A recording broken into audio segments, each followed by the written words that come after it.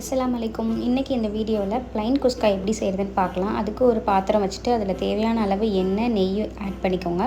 பட்டை, ஏலக்காய், கிராம்பு உங்களோட ஸ்பைஸ் லெவலுக்கு ஏற்ற மாதிரி ஆட் பண்ணிக்கோங்க. உங்களுக்கு வேணும் அப்படின்னா பிரியாணி இலை கூட சேர்த்துக்கலாம். என்கிட்ட இல்லாதனால நான் ஸ்கிப் பண்ணிட்டேன். நான் இன்றைக்கி 1/4 கிலோ அளவு தான் பண்ண போகிறேன். அதனால் 2 பெரிய வெங்காயம் மட்டும் நீட்ட வாக்கில் அரிஞ்சு அதையும் சேர்த்துக்கலாம். பிரியாணிக்கு மாதிரி வெங்காயம் நல்ல ப்ரௌன் ஆகணும்னு அவசியம் இல்லை. லைட்டாக இந்த மாதிரி நிறம் மாதிரி வந்தோன்னே புதினா, கொத்தமல்லி ரெண்டுமே மொத்தமாக ஒரு கைப்பிடி அளவு சேர்த்துருக்கேன். காரத்துக்கு பச்சை மிளகாய் மட்டும்தான் இதில் சேர்க்க போகிறோம். அதனால் உங்கள் பச்சை மிளகாயோட காரத்தின் அளவை பொறுத்து நீங்கள் பச்சை மிளகாய் சேர்த்துக்கலாம். நான் இன்றைக்கி 4 மிளகாய் சேர்த்துருக்கேன். எல்லாமே சேர்த்துட்டு நல்ல ஓரளவுக்கு மிக்ஸ் ஆகிற அளவு மட்டும் வதக்கினா போதும். கலர் சேஞ்ச் ஆகணும்னு அவசியம் இல்லை. 2 டேபிள் ஸ்பூன் இஞ்சி பூண்டு விழுது சேர்த்துருக்கேன். இதையும் சேர்த்து தேவையான அளவு சால்ட்டு சேர்த்து நல்லா சாட்டே பண்ணிக்கலாம். இந்த அளவுக்கு நல்லா வதங்கினதுக்கப்புறம் அதில் தக்காளி சேர்த்துக்கலாம். 1/4 கிலோ அரிசிக்கு நான் ஒரே ஒரு தக்காளி சேர்த்துருக்கேன். பழுத்த தக்காளியாக இருந்தால் 1 சேர்த்துக்கிட்டால் போதும்.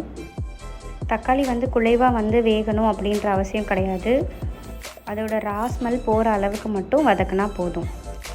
இன்றைக்கி ஜீரக சம்பா அரிசியில் தான் நம்ம குஸ்கா பண்ணுறோம். அது எனக்கு டோட்டலாக 3 டம்ளர் வந்தது. ஒரு டம்ளர் அரிசிக்கு 2 கிளாஸ் தண்ணி மேனி மொத்தமாக 6 கிளாஸ் தண்ணி ஆட் பண்ணியிருக்கேன். நம்ம பிரியாணி செய்கிற அளவுக்கு வெள்ளை குஸ்காவுக்கு டைம் எடுக்காது. ஜஸ்ட் இதில் எந்த மசாலாமே கிடையாது. நம்ம போடுற ஸ்பைசஸ் இஞ்சி பூண்டு பேஸ்ட் மட்டும்தான். இந்த அளவுக்கு கொதிச்சு வந்ததுக்கப்புறம் அதில் ஒரு லெமனோட ஜூஸ் மட்டும் சேர்த்துட்டு சால்ட்டு செக் பண்ணிக்கலாம். சால்ட்டு நம்ம டேஸ்ட் பண்ணி பார்க்கும்போது ஒரு கல் கூட இருக்கணும். அந்த டேஸ்ட் அளவுக்கு சால்ட் ஆட் பண்ணிக்கோங்க. இந்த மாதிரி நல்லா பபிள்ஸ் விட்டு கொதிச்சதுக்கப்புறம் அடுப்பை சிம் பண்ணிவிட்டு நம்ம அரிசியை சேர்த்துக்கலாம். தண்ணி இல்லாமல் வடிகட்டி சேர்த்துக்கோங்க. சேர்த்துட்டு எல்லாத்தையும் நல்லா ஒரு மிக்ஸ் கொடுத்துட்டு நம்ம மூடி வச்சிடலாம்.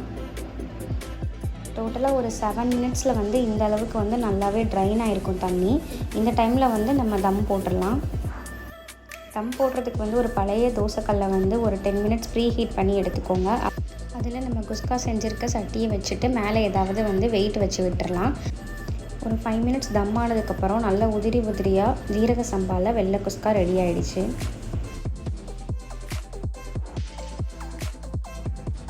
நான் சொல்லியிருக்க அளவு எல்லாமே 1/4 கிலோ அரிசிக்கு கரெக்டாக இருக்கும். நீங்கள் எவ்வளோ அரிசி ஆட் பண்ணுறீங்களோ அதுக்கேற்ற மாதிரி வேல்யூஸை டபுள் பண்ணிக்கோங்க.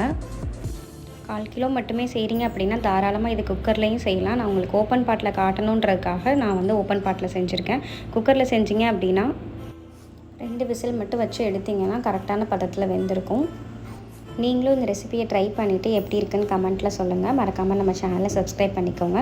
நெக்ஸ்ட்டு என்ன ரெசிபி போடலான்ற சஜஷன்ஸையும் கண்டிப்பாக கமெண்ட்டில் சொல்லுங்கள். தேங்க்யூ.